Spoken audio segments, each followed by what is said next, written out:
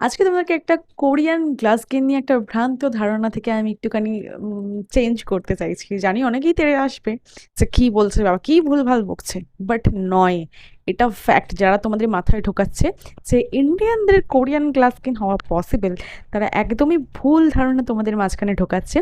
কিছু পার্লার তোমাদেরকে ঢোকাচ্ছে ফেসিয়াল করানোর জন্য। ফেসিয়াল তোমরা করাতেই পারো, সেসব নিয়ে আমি কোনো কথাই যাব না। তো ফেসিয়াল করলে কিন্তু তোমরা ইনস্ট্যান্ট একটা গ্লো পাচ্ছ, কদিনের জন্য একটা গ্লো পাচ্ছ। বাট যেটা তোমাদের ভেতর থেকে আসবে, সেটার জন্য তোমাদেরকে যোগা করতে হবে, এক্সারসাইজ করতে হবে, ফুড হ্যাবিট চেঞ্জ করতে হবে, আর স্কিনের একটু যত্ন নিতে হবে।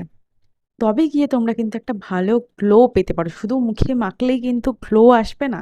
তার জন্য পেট থেকে এবং এক্সারসাইজের মাধ্যমে নিজেদেরকে স্কিনটাকে আরও হাইড্রেটেড এবং গ্লোয়িং রাখা যায়। তো তোমরা যদি জানতে চাও এইসব বিষয়ে, তাহলে কিন্তু আমি একটা ভিডিও করে তোমাদেরকে আপলোড করতে পারি।